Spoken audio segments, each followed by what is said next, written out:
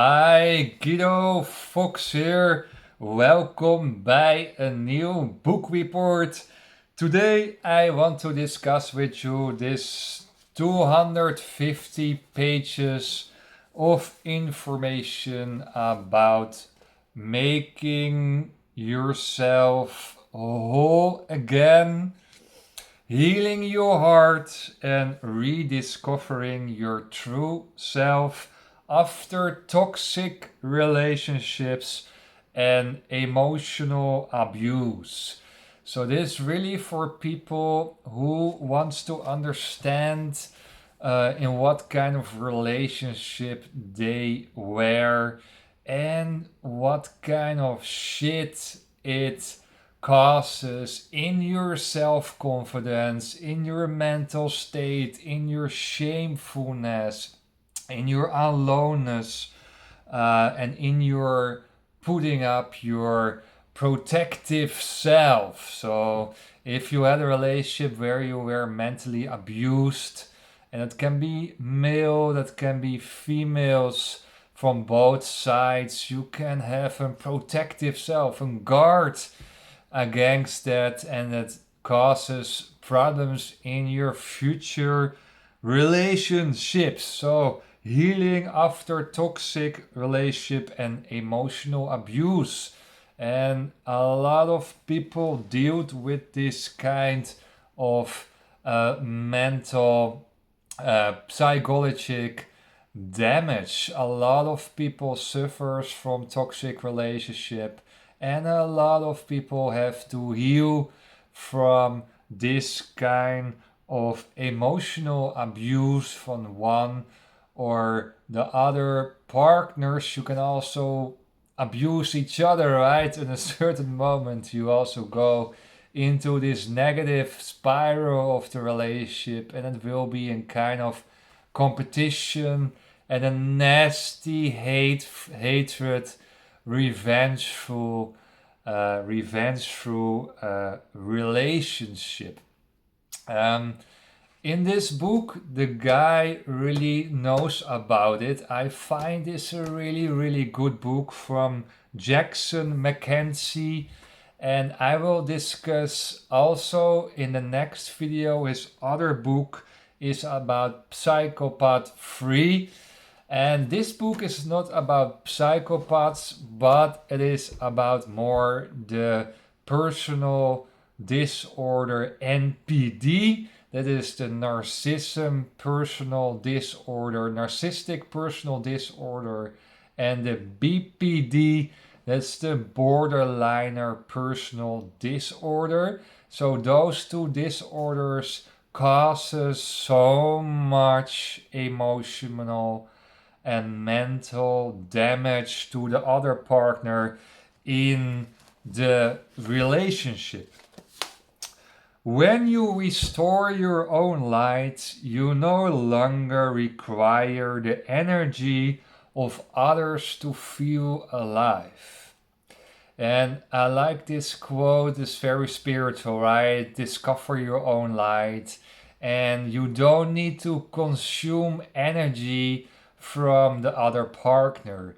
And that is very important to understand. There is a lot of time and energy disbalance between the two partners. One partner is higher in the frequency, is more mental health than the other partners, maybe successfuler in his or her life, and the other partner become jealous, and the other partner wants to put him or her down. And why they do that? Because they feeling themselves very insecure. So insecurity, jealousy are related to each other. So one of the two partners wants to drag the other partner down to his or her own energy, spiritual frequency. And with this kind of behavior, this putting down the other partner, they steal your energy. Relationships troubles little fights about nothing is mostly an energy game, an energy dynamics, because one of those two partners are so empty, so inner empty, that the person has to steal the energy of the other person who is more healthy. So that's the first quote I really like, that one of the two partners, the toxic one, is so empty with the borderliner disorder or the narcissistic disorder, so empty personality that they steal the energy from the outside world, steal the energy from the other partner. Always give the mistakes, the guilty feelings. Always it is about the outside world. Always saying the outside world has guilt about my situation. They're so empty that everything what happens in their life is because of the outside world. But they steal also the energy from the outside world, right? Not only from you as a healthy partner, but also from the colleagues and the other people who are in the small social circle from this toxic person. So you have to understand that the most relationships problems are energy game problems. Second topic, when you had a toxic relationship with emotional abuse, then people can really have PTSD, post traumatic stress disorder. We only know that military guys who served in the wars in Iraq or in Vietnam or whatever where they were, they got a post-traumatic stress soreness. But there are so many people who have post-traumatic stress soreness from their relationships, from their toxicity in the relationship, from all the negative toxic comments they get from their ex-partner on for their current partner. There's no one in your life who talks so much to you in relationships and what you think, what the hell are you saying to me? What is this kind of negative comments? Not true. I feel brainwashed. I cannot follow you anymore. It's a negative mood dust where you come in this kind of relationship. So you can have really PTSD, post-traumatic stress soreness from this kind of relationships. I only want to make you aware what the danger is from staying too long in this kind of relationship where you not feel good in.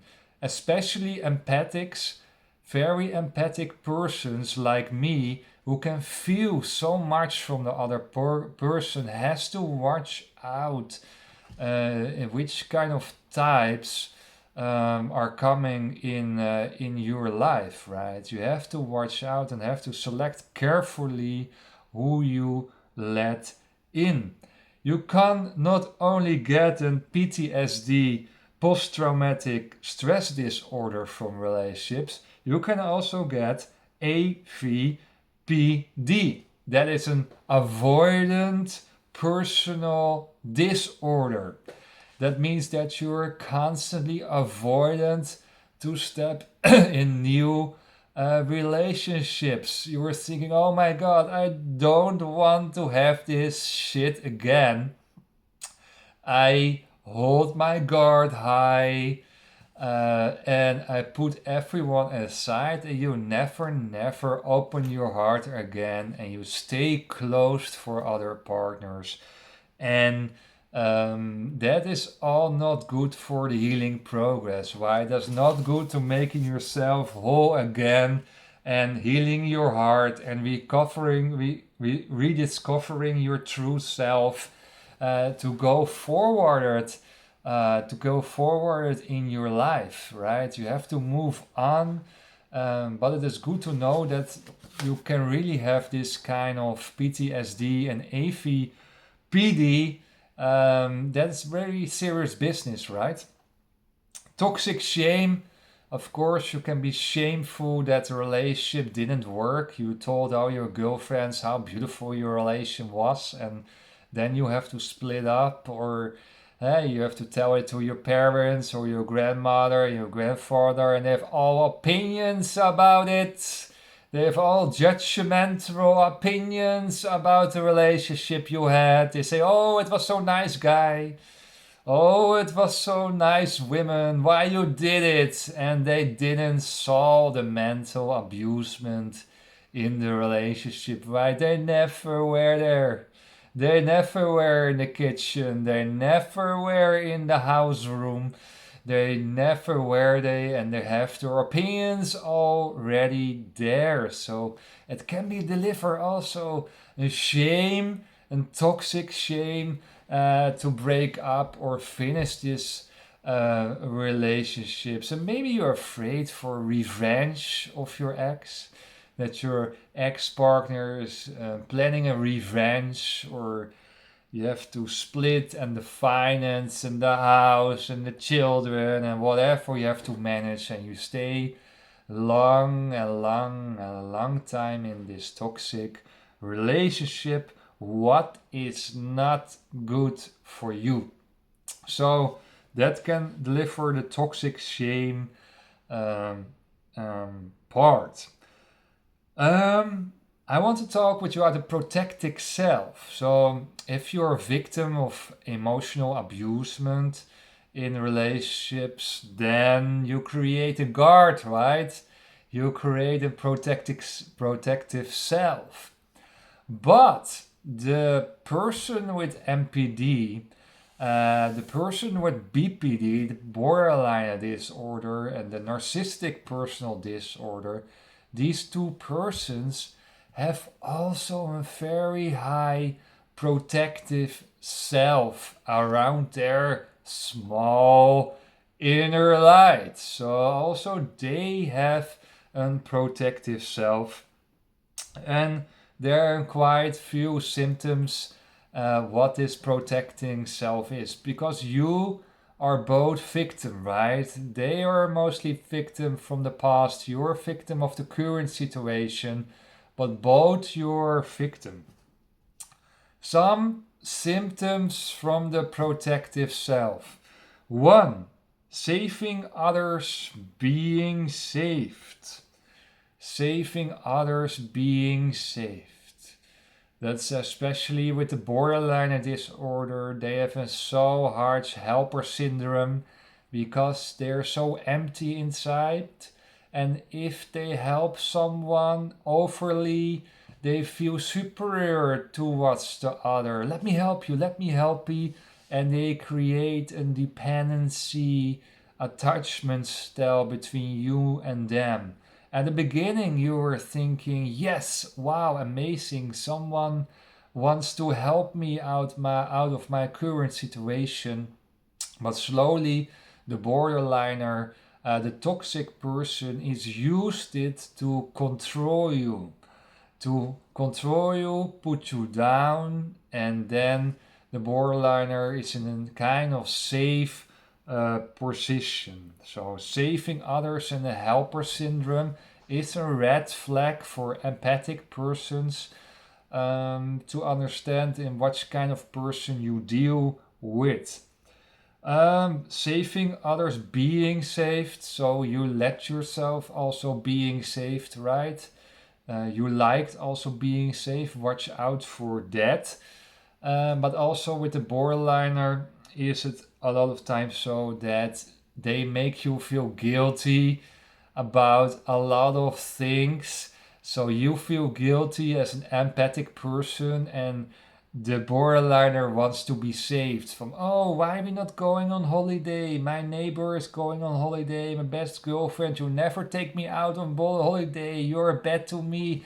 You don't take this relation seriously.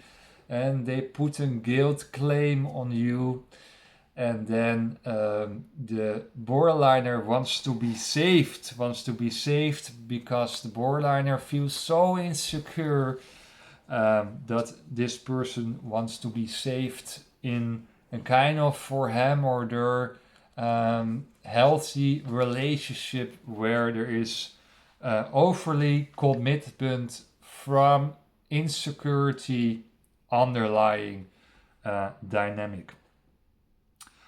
Being overly nice to everyone with the borderline disorders, mostly from the beginning, they're overly nice to you in the beginning part of the relationship to capture you, and if they have you, they can reject you easily and you will be in a shock. The empathic person, also under the protective self, right? Still, the empathic person in a relationship, also awfully nice because they're mostly have pleasers syndromes. So they please, and they please for everyone because they're most of the times also insecure. So people pleasers, right? If you have a high protective self, then you also have a lot of time dealt with people pleasers behavior because you are focused on the other and you don't have to go in self. You don't have to go to your true self. So het is een afleidingsmanoeuvre. Het is een manoeuvre to distract. And distraction is always related to the other. So you're focusing on the other constantly. Then you don't have to go to your own wound. And you don't have to go through that protecting self. And that protecting self can have a cool cause in highly conflict households. So if you were a member of highly conflict family dynamics where there were always fights, tensions, discussions between people, then your protective self can be very strong and very high. Page 71. Let me check.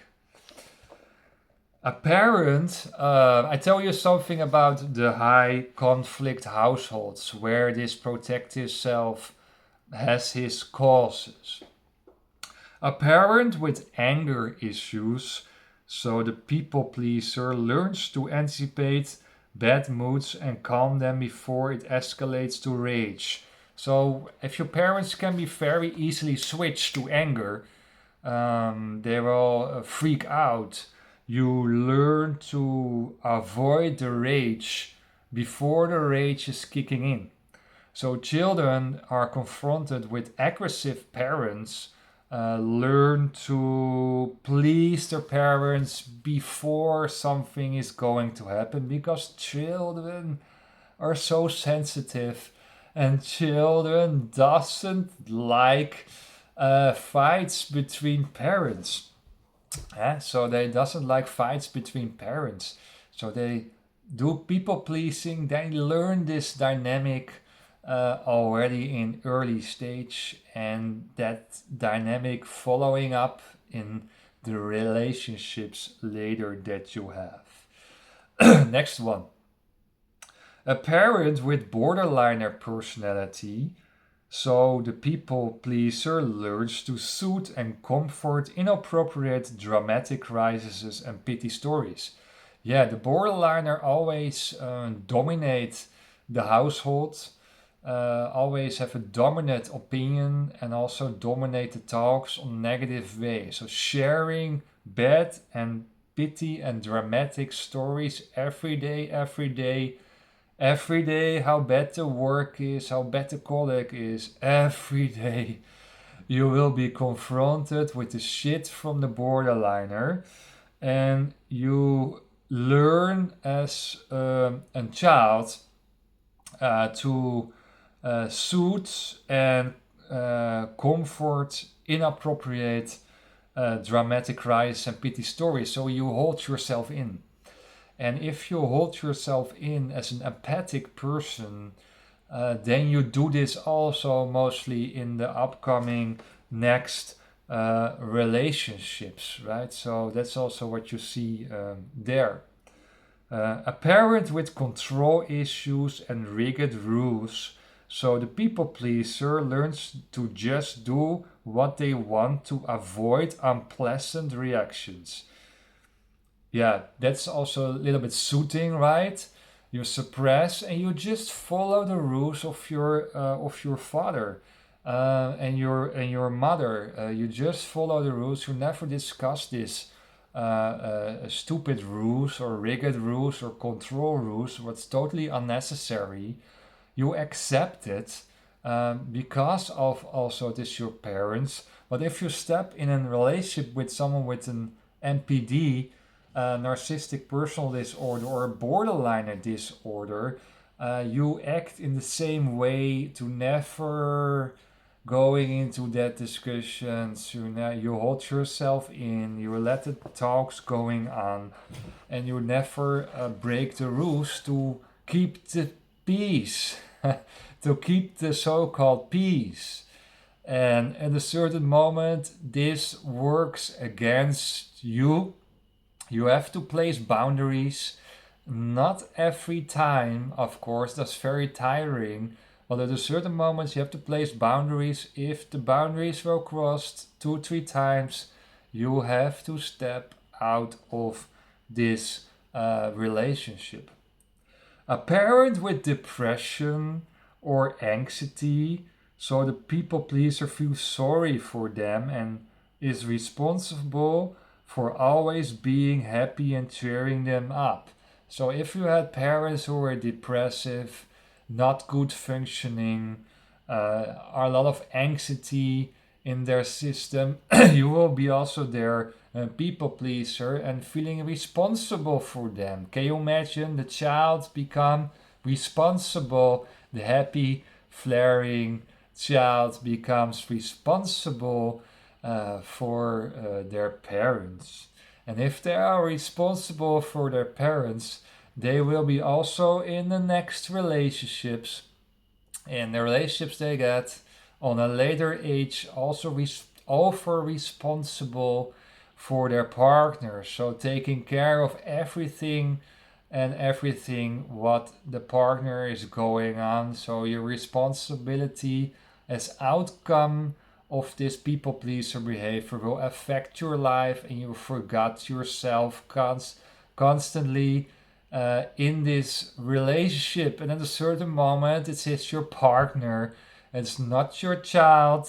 Your partner is your partner. Your partner has his own life, has his own career. If it's not working well on your job, he or she has to go to a career coach. It's not your business. You can ask, how was your day? It's fine. But if people are staying complaining about your job or whatever, let them by he or she. Don't be involved too much, because that is not helping the easygoing, relaxed relationship you want to have in life. So that is, I found it very important to go deeper in this people pleaser behavior attitudes, where it comes from, right? It comes from this highly conflict households and family dynamics.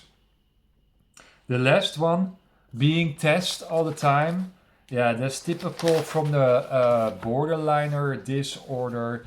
They test you every time again, right? So if you have a relationship with borderline or disorder, he or she will test you constantly if you're staying by them or not. And it's very tiring and is an outcome of insecurity. You are there, you give some presents sometimes, you give some compliments, but at a certain moment, this testing has to be over. It's the outcome of the insecurity at her or him side, right? So that can be very tiring if you have a relationship with someone with an BPD or MPD, and borderline disorder or narcissistic personal disorder, who is also difficult to penetrate mental wise, because it's difficult to heal, it's difficult to come to their walls, a big protective self there, and they also not let treat themselves because everything is because of the outside world. The outside world is always responsible for their failures. So it is never his or him fault. It's always the outside world, so they don't let them treat themselves. They don't let them treat themselves because they think they're superior. There's nothing wrong about them. That's the situation how it is. So it's not easy to have a treatment path for someone with BPD or MPD. Lacks of a stable identity. Yeah, people with short here about BPD and MPD.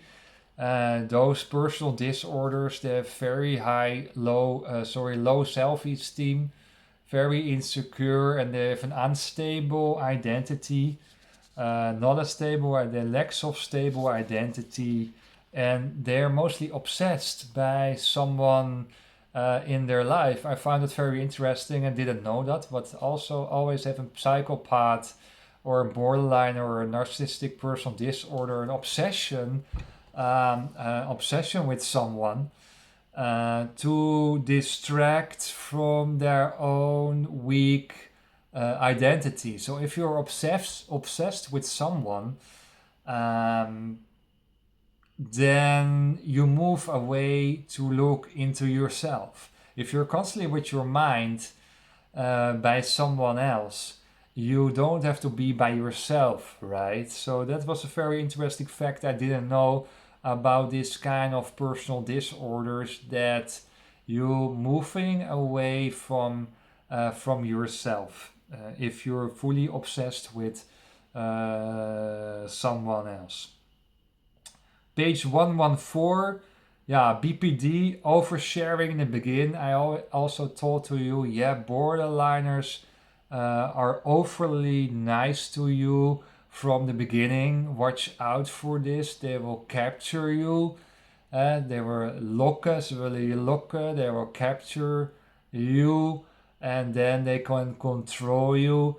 And then also they can hard reject you. So that's the system how it works. Another nasty thing about people with BPD is yelling in front of you, teasing behavior, nasty teasing behavior, yelling in front of you to show their dominance and their controlling behavior. And they make you ridiculous. Yeah, that's a sign of BPD or NPD, narcissistic personal disorder. They try to make you feel less worthy than them. They're so their own self insecurity is so low, so they bring you to their level. So they put you down. They teasing you in a negative way. They make you ridiculous as a person, and that is very nasty and toxic behavior what the borderline or narcissistic personal disorder can do to you.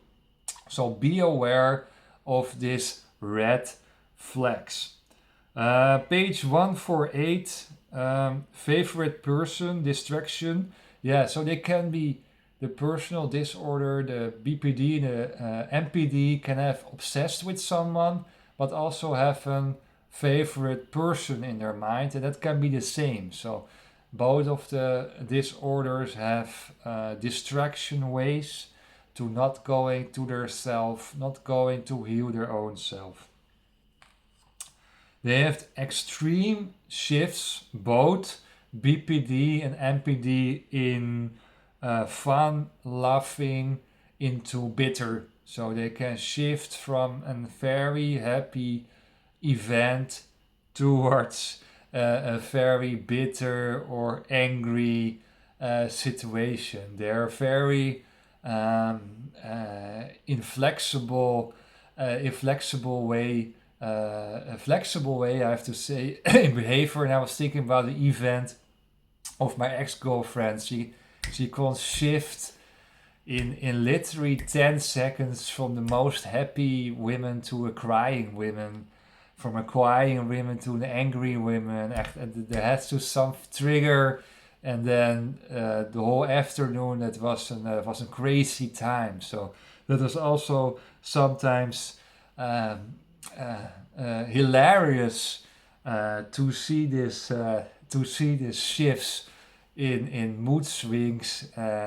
That's not normal, right? You really think if she lived in a different reality of a different world. So the extreme shifts in mood swings is also a sign of this kind of personal disorders. Yeah, you have to take down your defenses, right? So if you want to continue in your life as an empathic person, and you get emotional abused by a person, you have to go on. You have to drop your defense mechanisms, drop your wall, and move on. Move on with your life. Heal and move on with your life. So putting yourself open towards others, others again. How hard life also can be sometimes. So this was the book report about Whole Again, healing your heart after rediscovering your true self, after toxic relationships and emotional abuse.